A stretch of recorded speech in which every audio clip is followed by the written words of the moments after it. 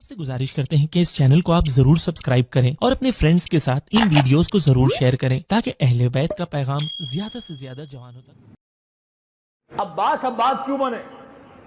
चारों अली के बेटे हैं, चारों उम्मुल बनीन के बेटे हैं, लेकिन अब्बास का दर्जा इतना बुलंद कि यहाँ हुसैन इब्न अली का रोबा, यहाँ हजरत अब्बास का रोजा। इतना दर्जा बुलंद के छठे इमाम ज़ियारत हजरत अब्बास पे जाते हैं और झुक कर कहते हैं रूही लकल फिदा। इमाम ये जुमला कहे कि मेरा रूह तुम पर फिदा हो जाए, मेरा नफ्स तुम पर फिदा हो जाए, ये मकाम हजरत अब्बास का है। इतने बड़े मकाम पे हजरत अब्बास कैसे पहुंचे? हालांकि आप सबका अकीदा है कि मासूम 14 आए, लेकिन अब्बास अपनी इस्मत पर कैसे फाइज हुए? इस एक सिफत की वजह से। उस सिफत का नाम था अदब। कि फारसी का एक मशहूर जुमला है, बेअदब महरूम अज लुत्फ रब। जब इंसान के वजूद से अदब खत्म हो जाता है वो अल्लाह के लुत्फ से महरूम हो जाता है। यानी कितना भी बुलंद अकीदा हो, कितना भी बड़ा नमाजी हो, कितना भी रोजेदार हो, कितना भी मुत्तकी हो, लेकिन अगर वजूद में अदब नहीं है, फरमाया इसकी नमाजों का कोई फायदा नहीं है। हाफिज कुरान हो जाए लेकिन अदब ना हो। आज देख रहे हैं ना, ये सारे हाफिज कुरान है लेकिन इमाम ज़माना की बेअदबी कर रहे हैं। ये कुरान इनके मुंह पे मारा जाएगा, ये नमाजें इनके मुंह पे मारी जाएंगी। यानी जो रसूल का अदब न रखे। वहाबियत से मसला क्या है? वहाबियत में अदब नहीं है, रसूल का अदब नहीं करते। नबी की विलादत अगर कोई माने उन पर बिदअत के फतवे देते हैं। अगर नबी की कब्र की तरफ कोई झुक कर सलाम करे उस पर बिदअत कर करके उसे रोका जाता है। उनमें अदब नहीं है। अगर वहाबियत में अदब आ जाए वो सबसे बड़े नमाजी हैं, वो सबसे बड़े मुवाहिद हैं, लेकिन किस चीज़ की कमी है? अदब की कमी है। और शिया इतने बुलंद क्यों हैं? क्योंकि इनमें अदब है। खुदा को शिया से मोहब्बत क्यों? शिया मुहिब नहीं, शिया से मोहब्बत क्यों है? क्योंकि इनमें अदब है। किसका अदब है? रसूल का भी अदब है, आले रसूल का भी अदब है।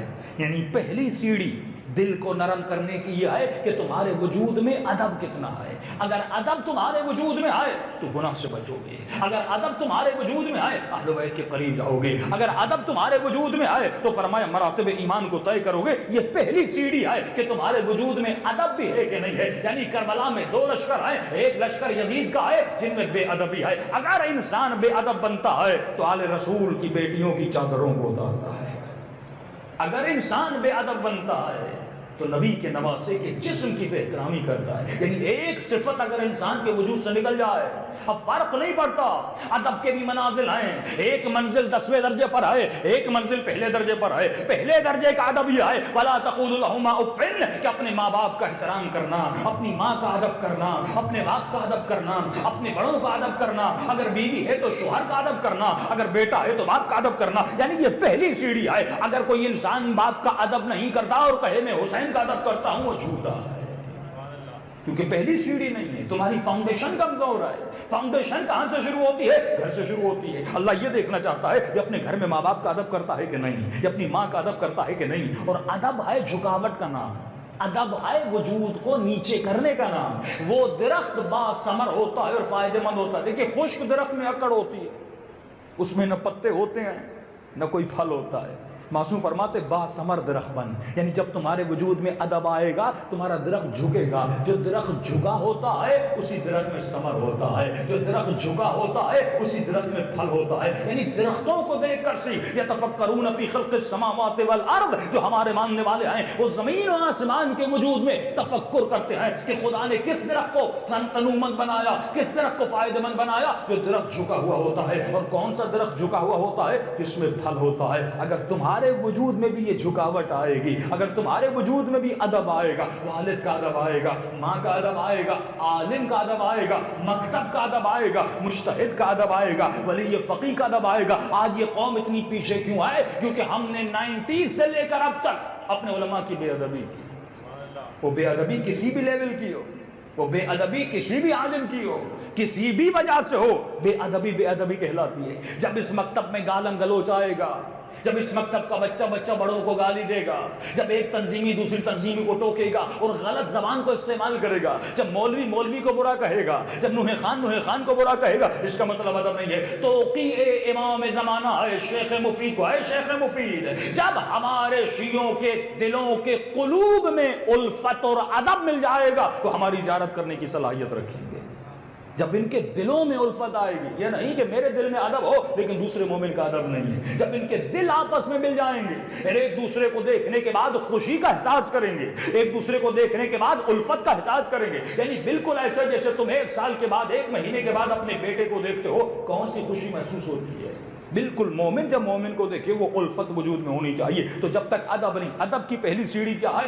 ہم نے صرف یہ سنا ادب امام زمانہ، ادب خدا، ادب امام حسین، ادب مجلس۔ آداب مجالس کیا ہے؟ کہ مومن جب مجلس میں آئے تو ادب کا تقاضا یہ ہے باوضو ہو کر آئے۔ اگر یہ وضو کے ساتھ نہیں آتا اس کا مطلب اس میں ادب نہیں ہے۔ قرآن کی آیت لا یمسہ الا المطہرون، اس قرآن کو بغیر طہارت کے چھونا نہیں ہے۔ تو اس مجلس میں اگر وجود وضو کر کے نہیں آیا، اور اگر کان نجس ہیں، اگر زبان نجس ہے، اگر آنکھیں نجس ہیں، تو یہ کان حسین کی آواز کو کیسے چھو رہے ہیں؟ یہ زبان جب میں امام حسین کا نام لیتا ہوں اگر میری زبان پاک نہیں ہے تو وہ اثر نہیں ہوگا۔ اس کا مطلب میں نجس زبان سے حسین کا نام لے رہا ہوں، میں نجس کانوں سے رات کو میں نے گانے سنے اور یہاں پر آ کر میں نے امام حسین کے مصائب سنے، اب ان کانوں پہ اثر نہیں ہوگا۔ قرآن کی آواز آتی ہے اولئک وقر فی آذانہم، اللہ کہتا ہے میں کہتا ہوں لیکن گویا ان کے کانوں میں کنکر ڈال دیے گئے ہیں، پتھر ڈال دیے گئے ہیں۔ مولا سمجھ نہیں آتی اس پتھر کا مطلب کیا ہے، کہ جس طرح کسی کے کان بھاری ہو جاتے ہیں۔ ایک مومن موبائل میں اتنا بزی ہے، باپ بلاتا ہے بیٹا پانی پلاؤ، لیکن یہ سن نہیں رہا، پھر بلاتا ہے بیٹا تکلیف ہے اٹھ کے پانی پلاؤ، لیکن اتنا اپنی چیٹنگ میں، اتنا اپنے فیس بک میں، اتنا اپنی موبائل میں گم ہے کہ باپ کی آواز کو سن نہیں پا رہا۔ اس کا مطلب یہ نہیں کہ یہ بہرا ہے، کان تو ہیں لیکن گویا اس کے کان بھاری ہو گئے ہیں۔ یہ اتنا ان چیزوں میں بزی ہو جاتا ہے، اسی بزینس کا نام غفلت ہے، کہ کہیں تم اپنی موبائل میں اتنا بزی تو نہیں ہو، کہیں تم اپنے بزنس میں اتنا بزی تو نہیں ہو، کہیں اپنی دکان میں اتنا بزی تو نہیں ہو کہ اللہ مسجد کی لاؤڈ سے آواز دے رہا ہے کہ حیا علی الصلاۃ، یہ بلانے والا مسجد کا مؤذن نہیں ہے۔ اے مومن یہ یاد رکھنا، یہ آواز پروردگار عالم کی ہے کہ آ نماز کی طرف، لیکن کتنا بے ادب ہے، آواز سن رہا ہے لیکن لبیک نہیں ہے۔